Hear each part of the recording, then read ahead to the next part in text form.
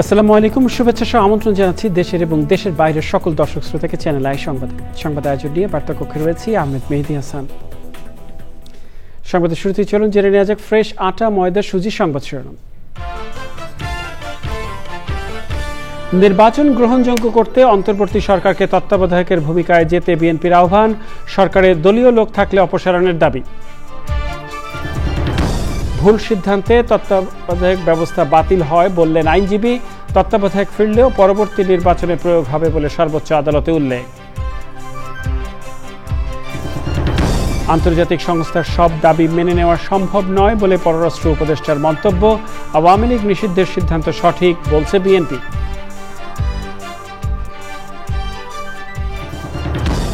বিমানবন্দরের import courier service office থেকে আগুনের সূত্রপাত বলে মত, ঔষধ শিল্পের ক্ষতি পুষিয়ে নিতে বিশেষ উদ্যোগের তাগিদ। এবং সুপার ওভারে গড়ালো বাংলাদেশ ওয়েস্ট ইন্ডিজ নাটকীয় ম্যাচ, সিরিজের দ্বিতীয় ওয়ানডে জয়ে শ্বাসরুদ্ধকর অপেক্ষা। ভূমিকম্প সহনীয় মোস্ট ডিউরেবল দেশের প্রথম থার্মেক্স রড সালাম স্টিল। সালাম স্টিল বোঝে ডিউরেবিলিটি। সালাম স্টিল, মোস্ট ডিউরেবল স্টিল। সংবাদ শিরোনামগুলো জানাচ্ছিলাম। এখনকার সংবাদ আয়োজন একই সঙ্গে চ্যানেলের ইউটিউব চ্যানেলে এবং চ্যানেলের ওটিটি প্ল্যাটফর্ম আই স্ক্রিনে লাইভ স্ট্রিমিং হচ্ছে। যাওয়া যাক বিস্তারিত সংবাদে। বিএনপি মহাসচিব বলেছেন, বর্তমান অন্তর্বর্তী সরকারকেই নির্বাচনের সময় তত্ত্বাবধায়ক সরকারের ভূমিকায় যেতে হবে। প্রধান উপদেষ্টার সঙ্গে বৈঠক শেষে তিনি বলেন, প্রশাসন থেকে চিহ্নিত ফ্যাসিস্টদের সরিয়ে নিরপেক্ষ কর্মকর্তা নিয়োগ দিতে হবে। সরকারে দলীয় লোক থাকলে তাদের অপসারণের দাবি জানিয়েছে বিএনপি। বিস্তারিত মইনুল হাসানের রিপোর্টে। ভবন যমুনায় মঙ্গলবার সন্ধ্যা ৬টায় বিএনপির মহাসচিব মির্জা ফখরুল ইসলাম আলমগীরের নেতৃত্বে ৩ সদস্যের প্রতিনিধি দল প্রধান উপদেষ্টা অধ্যাপক ডক্টর মোহাম্মদ ইউনূসের সঙ্গে বৈঠক করেন। প্রধান উপদেষ্টার সঙ্গে বৈঠকে সবচেয়ে বেশি আলোচনা হয় ত্রয়োদশ জাতীয় সংসদ নির্বাচন নিয়ে। বৈঠক শেষে গণমাধ্যমের সঙ্গে কথা বলেন মির্জা ফখরুল ইসলাম আলমগীর। এই মুহূর্ত থেকে যেটা প্রয়োজন হচ্ছে অন্তর্বর্তীকালীন সরকারকে এখন কেয়ারটেকার গভর্নমেন্টের আদরে নিতে হবে। অর্থাৎ কেয়ারটেকার গভর্নমেন্টের বলতে আমরা যা বুঝাই, অর্থাৎ তত্ত্বাবধায়ক সরকার, সেই ভূমিকায় তাদেরকে যেতে হবে। ও সেই জন্য প্রথমেই যে বিষয়টির প্রয়োজন হবে তা হচ্ছে প্রশাসনকে পুরোপুরিভাবে নিরপেক্ষ একটা ধারণা জনগণের মধ্যে তৈরি করতে হবে।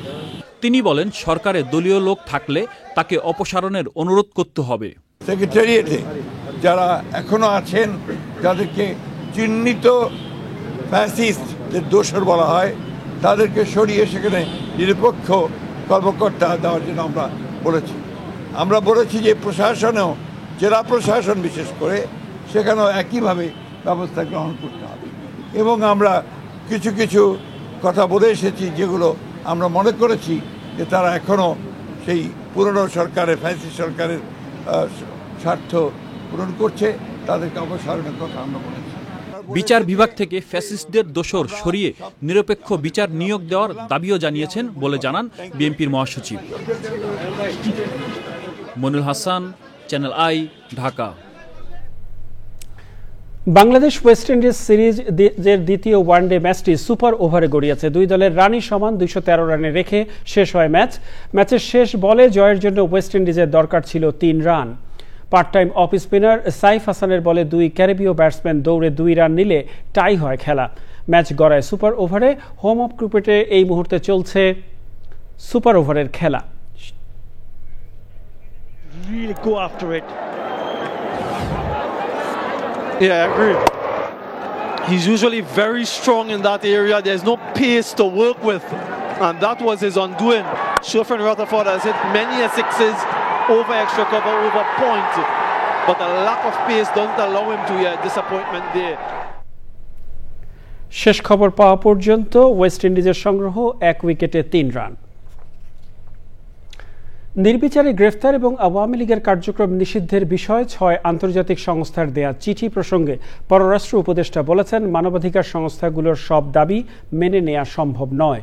ভারতের সাথে চুক্তি বাতিল প্রসঙ্গে তৌহিদ হোসেন বলেন, এ প্রসঙ্গে উপদেষ্টা পরিষদের সদস্য মন্তব্য না করলেও পারতেন। টাগবোট কেনার চুক্তি ছাড়া অন্তর্বর্তী সরকার ভারতের সঙ্গে কোনো চুক্তি বাতিল করেনি বলেও জানান তিনি। পান্থ রহমান জানাচ্ছেন বিস্তারিত।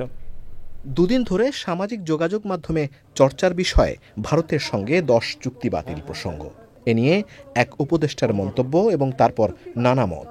আসলে কি ঘটেছে বা ঘটছে তাই জানতে চাওয়া পররাষ্ট্র উপদেষ্টার কাছে। এটা কোনো একজন দিয়েছেন, সার্কুলেট করেছেন, সেটা সম্ভবত একজন উপদেষ্টা রিটুইট করেছেন তার একটা কমেন্ট সহ। কমেন্টটা নিয়ে আমি কোনো কমেন্ট করতে চাই না, হয়তো এটা উনি না করলেও পারতেন। এখন যে তালিকাটা এসেছে ওখানে, এটা সঠিক না। এর অধিকাংশ এক্সিস্ট করে না আদৌ। একটি মাত্র চুক্তি গার্ডেন রিচের সাথে, গার্ডেন রিচ শিপইয়ার্ডের সাথে যে চুক্তিটা, ওটা বাতিল করা হয়েছে, এটুকু আমি জানি। এটা তো অনেক পুরনো, অনেকদিন আগেই করা হয়েছে।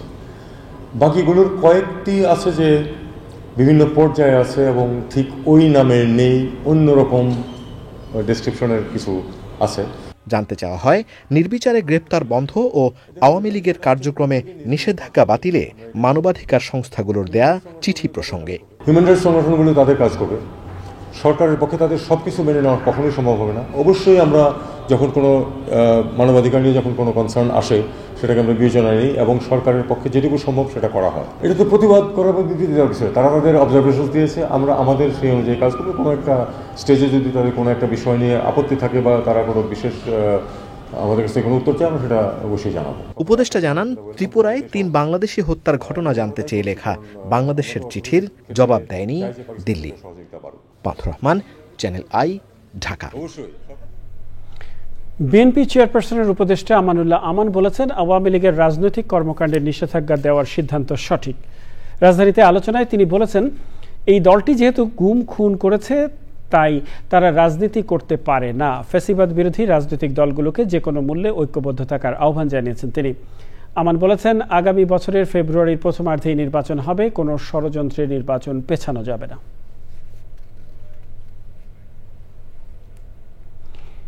সাবেক প্রধান বিচারপতি এবিএম খায়রুল হকের নেতৃত্বাধীন বেঞ্চের ভুল সিদ্ধান্তে তত্ত্বাবধায়ক সরকার ব্যবস্থা বাতিল করা হয়েছে বলে মন্তব্য করেছেন তত্ত্বাবধায়ক সরকার ব্যবস্থা বাতিলের বিরুদ্ধে আবেদন করা সুজন সম্পাদক বদিউল আলম মজুমদারের আইনজীবী।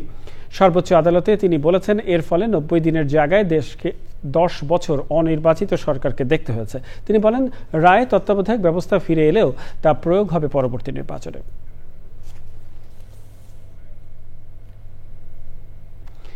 টানা 10 দিন আন্দোলনের পর এমপিওভুক্ত শিক্ষক কর্মচারীরা তাদের বাড়ি ভাড়া মূল বেতনের 15% করার সিদ্ধান্তকে স্বাগত জানিয়ে আন্দোলনের প্রত্যাহার করেছে। বুধবার শিক্ষা কার্যক্রমে ফিরবেন বলে জানিয়েছেন তারা। বাড়তি ক্লাস নিয়ে শিক্ষার্থীদের ক্ষতিও পুষিয়ে দেওয়ার ঘোষণা দেন শিক্ষকরা। বেসামরিক বিমান চলাচল কর্তৃপক্ষের chairman air vice marshal Mustafa Mahmud Siddique বলেছেন, বিমানবন্দরের ইম্পোর্ট কুরিয়ার সার্ভিসেস অফিস থেকে আগুনের সূত্রপাত হয়। সংবাদ সম্মেলনে তিনি বিমান, কাস্টমস এবং সিএনএফ এজেন্টদের দায়ী করে বলেন, নির্ধারিত সময় মালামাল না সরানোর জন্য এই দুর্ঘটনা ঘটে। চক্রমালিতার রিপোর্ট। হযরত শাহজালাল আন্তর্জাতিক বিমানবন্দরে আগুন লাগার 3 দিন পর বাংলাদেশ সিভিল এভিয়েশন অথরিটির আনুষ্ঠানিক সংবাদ সম্মেলন।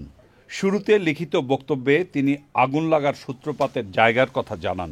আগুনের সূত্রপাতটা হয় ইম্পোর্ট কুরিয়ার সেকশন থেকে। প্রথমে টাওয়ার থেকে ধোঁয়া দেখতে পায়, আগুন না ধোঁয়া দেখতে পায়। ধোঁয়াটা যখন উপরে ওঠে তখনই দেখতে পেয়েছে। সাথে সাথে আমাদের জানানো হয় এবং সাথে সাথে আমরা যারা যেখানে ছিলাম, ইনক্লুডিং আমাদের ফায়ার সার্ভিস, আমরা সেখানে উপস্থিত হই। অগ্নি দুর্ঘটনার দায় কার সে বিষয়ে কথা বলেন তিনি। 21 দিনের ভিতরে মালপত্রগুলো ক্লিয়ার হয়ে যেতে হয়। যদি ক্লিয়ার না হয়, এই 3 কর্তৃপক্ষ মিলে জিনিসপত্রগুলো ক্লিয়ার করেন। সুতরাং মালপত্রগুলো যদি জমে থাকে, সেটা দায় দায়িত্ব ওনাদের, এবং যেতে পারে না এই মালপত্রগুলো সামনে জমে থাকার জন্য যেতে পারে না। এবং এই সংক্রান্ত অনেকগুলো করসপন্ডেন্স করা হয়েছে, অনুরোধ করা হয়েছে। হাউর আনফর্চুনেটলি সেই মালপত্রগুলো সরে নাই। বছরের পর বছর জিনিসপত্র হয়তো ক্লিয়ার হয় না, সেই ঘটনাও থাকতে পারে। আমরা যতটুকু জানতে পেরেছি সেই ঘটনাগুলো তদন্তের মাধ্যমে বের হয়ে আসবে। বাট এই কর্তৃপক্ষ হচ্ছে সেখানে কন্ট্রোলিং বিমান, সিএনএফ এজেন্ট, কাস্টমস অ্যান্ড যদি কুরিয়ার থেকে তারা। সাম্প্রতিক আগুনে শাহজালাল বিমানবন্দরের আন্তর্জাতিক মানদণ্ডে প্রভাব পড়বে কি না এমন প্রশ্নের উত্তর দেন বেবিচক চেয়ারম্যান।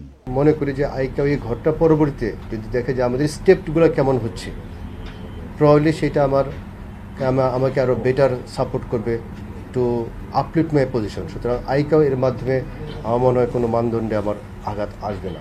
বিমানবন্দরের কার্যক্রম স্বাভাবিক করতে সকলের সহযোগিতা চেয়েছে Bangladesh civil aviation authority. Chakor Malitha, channel I, Dhaka. Hazrat Shahjalal আন্তর্জাতিক বিমানবন্দরের কার্গো ভিলেজে আগুনে দেশের ৪৫টি ঔষধ উৎপাদনকারী প্রতিষ্ঠানের কাঁচামাল ও যন্ত্রপাতি ক্ষতিগ্রস্ত হয়েছে। আনুমানিক ক্ষতির পরিমাণ ২৫০ থেকে ৩০০ কোটি টাকা।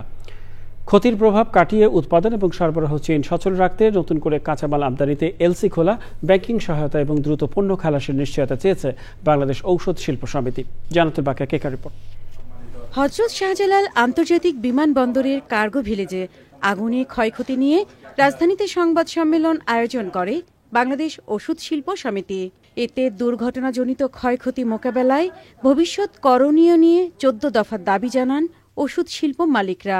সাপ্লাই চেনের যে স্মুথ অ্যাভেলেবিলিটি, আমরা প্রোডাক্ট যে অ্যাভেলেবল করব, ওইটা যদি আমাদের ফার্দার সাপ্লাইগুলো অ্যাফেক্টেড হয় তাহলে আমরা এটা অ্যাফেক্টেড হয়ে যাব। সমিতির নেতারা বলছেন, যেসব কাঁচামাল নির্দিষ্ট তাপমাত্রায় সংরক্ষণের প্রয়োজন সেগুলো দ্রুত ছাড় নিশ্চিত করতে হবে। একই সঙ্গে ছুটির দিনেও কাস্টমস ও সংশ্লিষ্ট শাখা খোলা রেখে মালামাল দ্রুত সময়মতো বুঝিয়ে দেওয়ার দাবি জানান ওষুধ শিল্প মালিকরা। শুক্র শনিবারে আপনারা একটা বা দুইটা উইন্ডো ওপেন রাখেন। বহু জায়গায় আমরা 24 ঘন্টা সার্ভিস শিফটিং ডিউটি আছে, আমাদের ওষুধ কোম্পানিগুলোতে শিফটিং ডিউটি আছে, ওনারাও যেন এই ব্যবস্থাটা করেন। আগুনে ক্ষতিগ্রস্ত পণ্যের শুল্ক ও ভ্যাট ফেরত দেওয়ার পাশাপাশি আধুনিক কোল্ড চেইন সুবিধা সম্পন্ন গুদাম ব্যবস্থাপনা গড়ে তোলার আহ্বান জানান শিল্প মালিকরা। আমাদের মালপত্র গভর্নমেন্ট হেফাজতে রাখবার একটা প্রতিজ্ঞা করে। এখানে it has been a huge failure.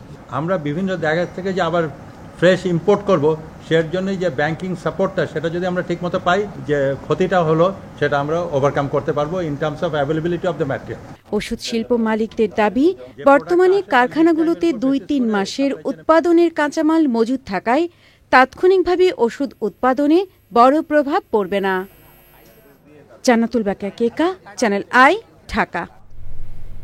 প্রিয় দর্শক, সময় হলো কিছুক্ষণের বিরতি নেবার, আর বিরতির পরে অন্যান্য সংবাদের সাথে আরো যা থাকছে।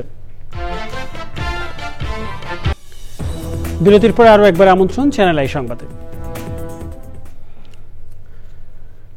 প্রিয় দর্শক, যেমনটি জানিয়েছি, বাংলাদেশ ওয়েস্ট ইন্ডিজ সিরিজের দ্বিতীয় ওয়ানডে ম্যাচটি সুপার ওভারে গড়িয়েছে। এই মুহূর্তে বাংলাদেশ ব্যাট করছে জয়ের জন্য 11 রানের লক্ষ্য নিয়ে। আমরা এখন সরাসরি যাচ্ছি বীরপুর স্টেডিয়ামে বাংলাদেশ ওয়েস্ট ইন্ডিজ দ্বিতীয় ওয়ানডে ম্যাচের সুপার ওভার দেখবার জন্য। Mid off inside the circle, cover inside the circle. There is short third.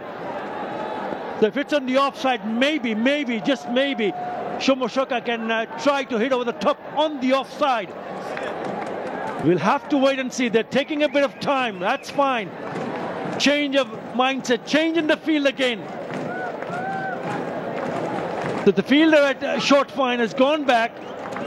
A change of the field, actually changing the fielder's position, same field on the onside. Right, he's eyeing the onside area. শেষ খবর পাওয়া পর্যন্ত বাংলাদেশের সংগ্রহ ছিল 1 উইকেটে 6 run. প্রধান নির্বাচন কমিশনার এএমএম নাসির উদ্দিন বলেছেন, ভোটের সময় এআই এর অপব্যবহার রোধে কর্মপন্থা নির্ধারণ করে সমন্বিত সেল করা হবে। রাজধানীতে কর্মশালায় তিনি বলেন, এআই বা কৃত্রিম বুদ্ধিমত্তার অপব্যবহার সারা বিশ্বের চিন্তার কারণ হয়ে দাঁড়িয়েছে। সিইসি বলেন, প্রত্যন্ত এলাকায় ভুয়া তথ্য ছড়িয়ে পড়তে পারে, এটি বিবেচনায় রেখে সমাধান বের করতে হবে।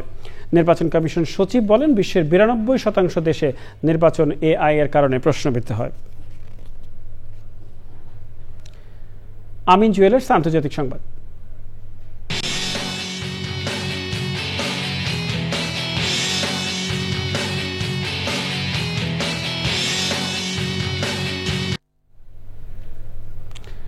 গাজা উপত্যকায় একদিনে 153 টন বোমা ফেলেছে ইসরায়েলি সেনারা। তথ্যটি পার্লামেন্টে জানিয়েছেন ইসরায়েলি প্রধানমন্ত্রী বেনিয়ামিন নেতানিয়াহু। তিনি বলেন, ইসরায়েলের হাতে অস্ত্র থাকলেও শান্তির প্রচেষ্টা চলছে এবং শক্তিশালী দেশের সাথে শান্তি স্থাপন করা উচিত। ইসরায়েল বলছে, হামাসের হামলায় তাদের 2 সেনার মৃত্যু হয়েছে। প্রতিক্রিয়ায় গাজায় কয়েক দফা বিমান হামলা চালানো হয়েছে। তবে ইসরায়েলি সেনাদের উপর হামলার কথা অস্বীকার করেছে হামাস। 24 ঘন্টায় ইসরায়েলের হামলায় আরও কমপক্ষে 45 ফিলিস্তিনি নিহত হয়েছে।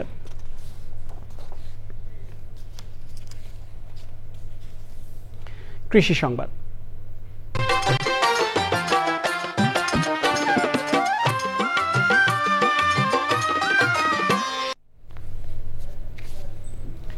ফেনীতে গত কয়েক বছর ধরে ড্রাগন ফলের বাণিজ্যিক চাষ হচ্ছে। জলবায়ু সহিষ্ণু আবহাওয়া, ফলন এবং স্বাদ ভালো হওয়ায় এই ফল চাষে নতুন নতুন উদ্যোক্তা তৈরি হচ্ছে। চলতি মৌসুমে ফেনীতে ফলন 75 মেট্রিক টন ছাড়িয়ে যাবে বলে প্রত্যাশা সংশ্লিষ্টদের। প্রকৃতি সংবাদ।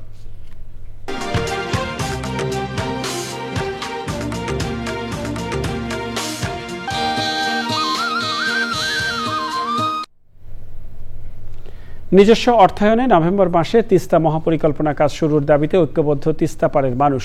জাতীয় সংসদ নির্বাচনের তফসিল ঘোষণার আগেই কাজ শুরুর দাবিতে রংপুর বিভাগের 5 জেলায় স্তব্ধ কর্মসূচি পালন করবে তিস্তা নদী রক্ষা আন্দোলন। অবিলম্বে দাবি বাস্তবায়ন না হলে কঠোর আন্দোলনের হুঁশিয়ারি সংগঠকদের। এক্সিম ব্যাংক বাণিজ্য সংবাদ।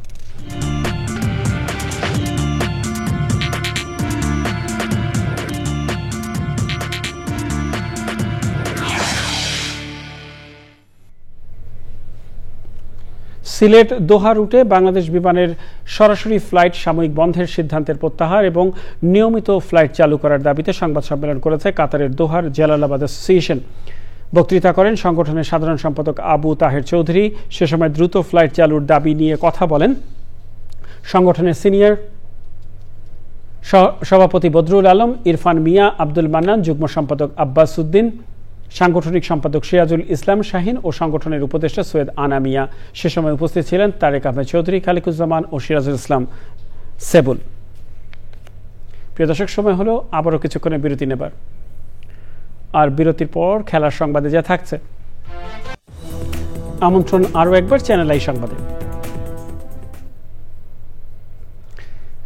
বিচার প্রার্থীদের ভোগান্তি রাঘবে অন্তর্বর্তী সরকার নতুন আদালত তৈরি করলেও নেই পর্যাপ্ত অবকাঠামো ও জনবল। সংকটের কারণে এই উদ্যোগ কতটা সফল হবে তা নিয়ে সংশয় প্রকাশ করেছেন আইনজীবী ও এলাকাবাসী।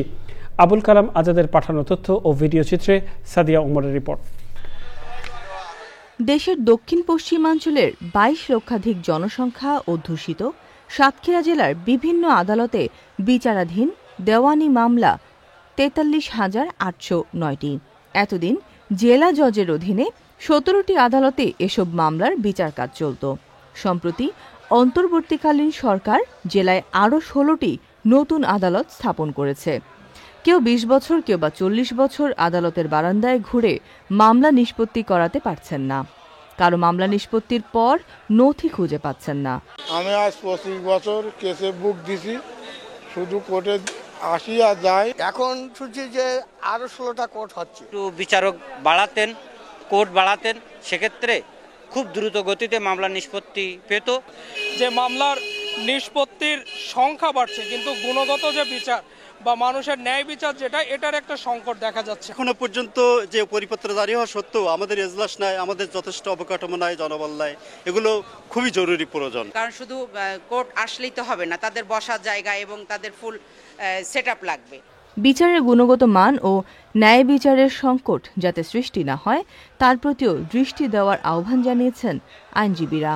পর্যাপ্ত জনবল এবং অবকাঠামোর উন্নয়ন না হয় তাহলে বর্তমান ইন্টারিম গভর্নমেন্ট যে সৎ উদ্দেশ্য নিয়ে এই আদালতগুলো প্রতিষ্ঠা করেছেন তা থেকে সাতক্ষীরার মানুষ বঞ্চিত হবে।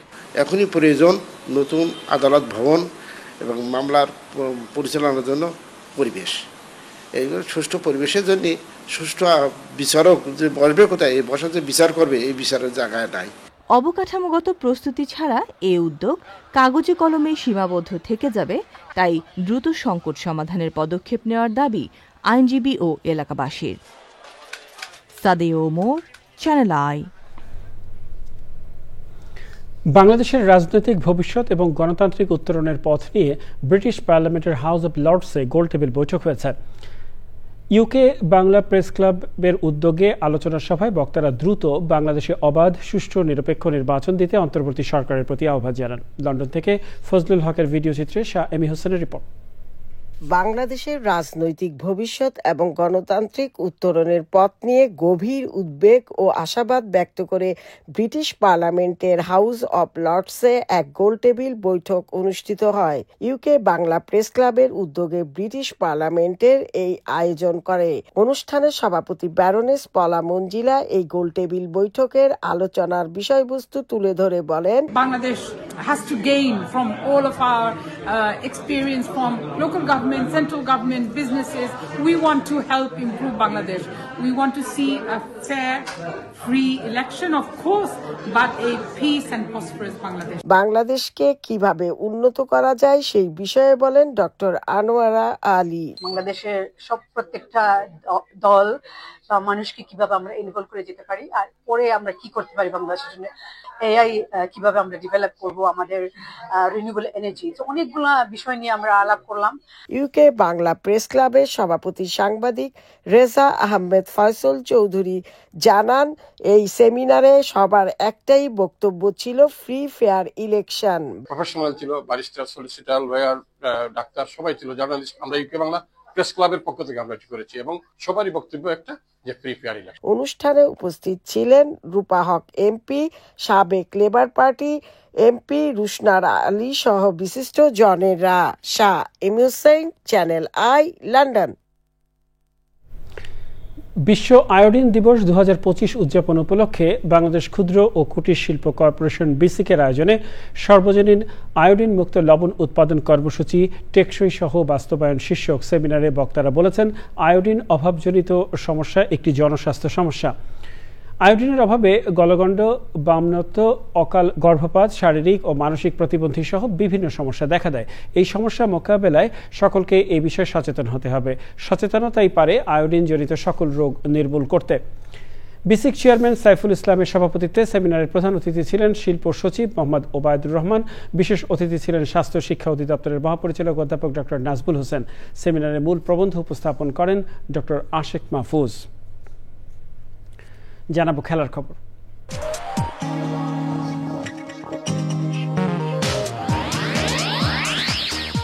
আমাদের শেষ প্রান্তে আমরা চলুন আরো একবার জেনে নেওয়া যাক যা ছিল এখনকার ফ্রেশ আটার মধ্যে সুজি সংবাদ শিরোনামে।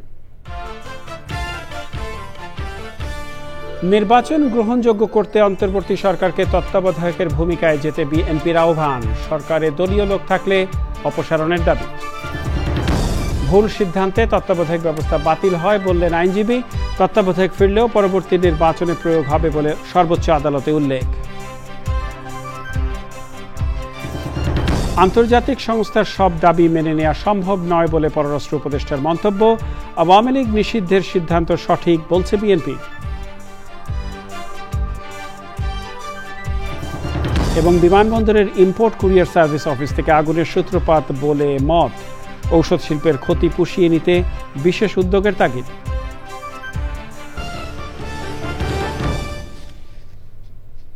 প্রিয় দর্শক, চ্যানেলে সর্বশেষ সংবাদ জানতে ভিজিট করুন channelionline.com যুক্ত থাকুন আমাদের সোশ্যাল মিডিয়া প্ল্যাটফর্মগুলোর সাথে।